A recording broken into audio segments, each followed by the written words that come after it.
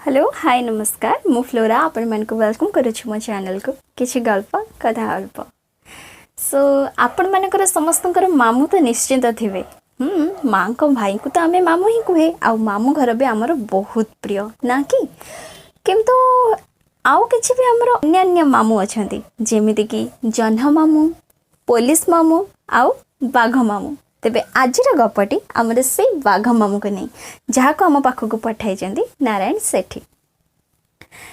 राकेश गोटे गरीब पुअटे गोटे छोट आदिवासी अंचल रे रहुथिला किंतु से भारी परिश्रमी निजर काम सहित अन्य मानक काम भी करिदिए। दिने जंगल रास्ता रे जाउथिबा बेले एकदम निछाटिया रास्ता पड़िला किंतु राकेश आदिवासी अंचल होइथिबारु ताको डर बोली किछि नथिला। रास्ता रे जाऊ जाऊ देखिला गोटे बाघ को शिकारीटे क्षत विक्षत कर पकई देछि।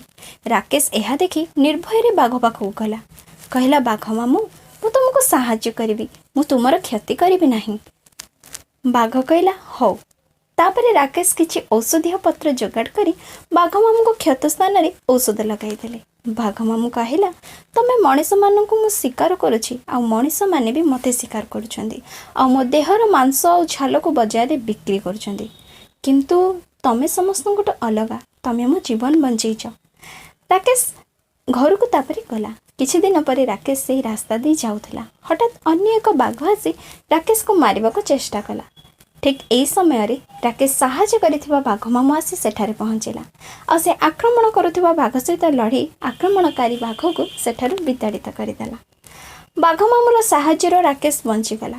राकेश बाघ मामू को धन्यवाद जणाइला किंतु बाघ मामू कहला धन्यवाद मते नुहे मु तुमको देबा उचित कारण मु असुविधा रे न पड़िथिले तमर मामू होई पारिथांत कि कहि दुहे खूब हसिले आउ निजरे जीवन यापन कले। सतरे ए गपटी आमको बहुत किछि शिक्षा दउजी छोटिया गपटी किंतु बहुत शिक्षणीय।